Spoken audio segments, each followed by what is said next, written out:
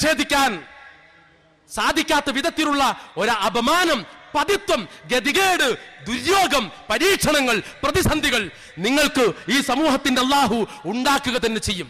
ലാ യൻസിഉഹു, രക്ഷപ്പെടാനാവില്ല. ഹത്താ തഊദു ഇലാ ദീനിക്കും, നിങ്ങൾ ദീനിലേക്ക് മടങ്ങി വരണം, തൗഹീദിലേക്ക് മടങ്ങി വരണം, ആദർശത്തിലേക്ക് മടങ്ങി വരണം. ആ തൗഹീദിന്റെ ആദർശത്തിന്റെ മുഴുവൻ വീര്യവും പരലോകത്തെ കരുതി പടച്ചതമ്പുരാനെ വിചാരിച്ച് ഈ സ്വർഗത്തെ മോഹിച്ച് മരണത്തെ ഓർമ്മിച്ച് അതിനുവേണ്ടി സർവ്വതും ചെയ്യാൻ സമർപ്പിക്കാൻ നിങ്ങൾക്ക് സാധിക്കുമാറാകണം.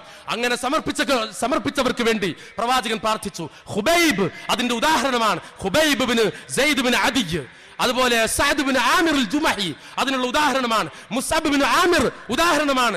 നസീബത്ത് ബിന്തു കഅബ് ഉദാഹരണമാണ്. അങ്ങനെ എത്രയോ മഹദിമാർ, എത്രയോ പുണ്യവാളന്മാരായ സ്വഹാബാക്കൾ അവർ ഈ നന്മയുടെ വഴിയിലൂടെ നടന്നു, നന്മയുടെ മാർഗം പ്രചരിപ്പിക്കാൻ വേണ്ടി പ്രയത്നിച്ചു.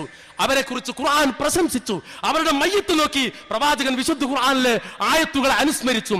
മിനൽ മുഅ്മിനീൻ, മുസ്അബ് ബിൻ ഉമൈറിന്റെ മയ്യത്ത് നോക്കി ആ ജഡം കണ്ടിട്ട് സംസാരിച്ചിട്ട് ലഖദ് റഅയ്തുക ബിമക്ക വമാ ബിഹാ അഹദുൻ റഖ ഹുല്ലത മിൻക വഅഹ്സന ലിമ്മത മിൻക സുമ്മ അൻത മുസഅ്അസു റഅസി ഫീ ബുർദത്തിൻ, നിന്നെ മക്കയിൽ വെച്ച് ഞാൻ കണ്ടിട്ടുണ്ട്. നിന്റെ മുടി എന്തൊരു മനോഹരമായിരുന്നു, നിന്റെ വസ്ത്രങ്ങൾക്കും എന്തൊരു ഭംഗിയായിരുന്നു, എത്ര വില കൂടിയ ലോലമായ വസ്ത്രങ്ങളാ നീ ധരിച്ചു പോന്നത്. പിന്നെ ഈ യുദ്ധരംഗത്ത് നീ ഇതാ മുടിക്ക് ജട പിടിച്ച് ശരീരത്തിൽ അഴുക്ക് പുരണ്ട് ശരീരം മുഴുവൻ വെട്ടേറ്റ് കണ്ണുകൾ ചൂഴ്ന്നെടുക്കപ്പെട്ട് അങ്ങനെ കിടക്കുമ്പോ ഞാൻ ഓർക്കുന്നു, എവിടെ എത്തി നീ എവിടെ എത്തി? ആ വാക്കുകൾ മുഴുമിപ്പിക്കുന്നത് പ്രവാചകൻ ഈ സൂക്തം ഓതിക്കൊണ്ടാണ്. അതെ, മിനൽ മുഅ്മിനീന റിജാലുൻ സ്വദഖൂ മാ അഹദുല്ലാഹി അലൈഹി, അല്ലാഹുവോടുള്ള കരാറും ഉടമ്പടിയും പാലിച്ച യഥാർത്ഥ സത്യവിശ്വാസികൾ ഉണ്ടാകും എന്നും സമൂഹത്തിൽ.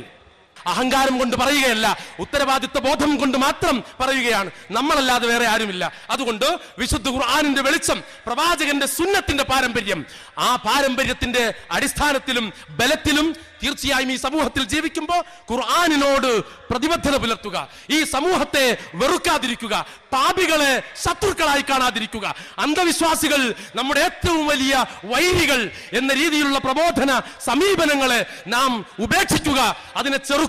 അല്ല, നമ്മുടെ ശത്രു രോഗമാണ്, രോഗിയല്ല. ശിർക്ക് ചെയ്യുന്നവൻ നമ്മുടെ ശത്രുവല്ല, ശിർക്കാണ് നമ്മുടെ ശത്രു. ബിദഅത്തുകൾ ചെയ്യുന്നവൻ നമ്മുടെ ശത്രുവല്ല, ബിദഅത്താണ് നമ്മുടെ ശത്രു. അതുപോലെ കൊലപാതകമാകട്ടെ, കൈക്കൂലിയാകട്ടെ, കരിഞ്ചന്തയാകട്ടെ, പൂഴ്ത്തിവയ്പാകട്ടെ, കൊള്ളയോ കലഹങ്ങളോ എന്തുമാകട്ടെ, എല്ലാ ജീർണതകൾക്കുമെതിരെ ഇസ്ലാമികമായ ഖുർആനികമായ സുന്നത്തിൻ്റെതായ ആ പാരമ്പര്യം ഉയർത്തിപ്പിടിച്ചുകൊണ്ട് നിലകൊള്ളാൻ ഇസ്ലാം നമ്മെ ചുമതലപ്പെടുത്തുന്നു.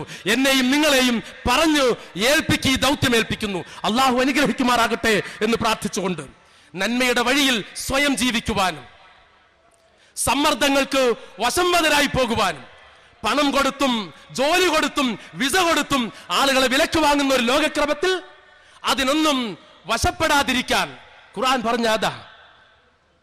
അതിനൊന്നും വശപ്പെടാതിരിക്കാൻ അശിദ്ദാ അലൽ കുഫാർ എന്ന് പറഞ്ഞാൽ സത്യവിരോധികൾക്കെതിരിൽ നിലപാട് സ്വീകരിക്കുന്നവരെന്നല്ല, സത്യവിരോധികളുടെ സമ്മർദ്ദത്തിന്, പ്രലോഭനങ്ങൾക്ക്, പ്രകോപനങ്ങൾക്ക് വശംവദരാകാത്തവർ, അതിന് വഴങ്ങിക്കൊടുക്കാത്തവർ എന്നാണ് ഇതിന്റെ അർത്ഥം. ഭാഷയിൽ അതാണ് ഇതിന്റെ അർത്ഥം. അല്ലാതെ സത്യവിരോധികളോട് വെറുപ്പല്ല. അവരെ ഇതിലേക്ക് ക്ഷണിക്കാൻ നാം ക്ഷമിക്കണം, നാം ശ്രമിക്കണം, നാം പ്രയത്നിച്ചുകൊണ്ടിരിക്കണം, പ്രാർത്ഥിച്ചുകൊണ്ടിരിക്കണം. അള്ളാഹു തൗഫീഖ് ചെയ്യുമാറാകട്ടെ എന്ന് മാത്രം ദുആ ചെയ്തുകൊണ്ട് സർവശക്തനായ റബ്ബ് ഈ സദുദ്യമങ്ങളെ അതിന്റെ എല്ലാ അർത്ഥത്തിലും വിജയിപ്പിക്കുമാറാകട്ടെ. നാളെ പരലോകത്തേക്ക് ഈ വിജയത്തിന്റെ തുടർച്ച റബ്ബ് നൽകുമാറാകട്ടെ എന്ന് ദുആയിരുന്നുകൊണ്ട് അല്ലാഹുമ്മ സ്വല്ലി വസല്ലിം അലാ റസൂലിക മുഹമ്മദിൻ വആലിഹി വസഹ്ബിഹി അജ്മഈൻ വസലാമുൻ അലൽ മുർസലീൻ വൽഹംദുലില്ലാഹി റബ്ബിൽ ആലമീൻ. അസ്സലാമു അലൈക്കും വറഹ്മത്തുള്ളാഹി വബറകാതുഹു.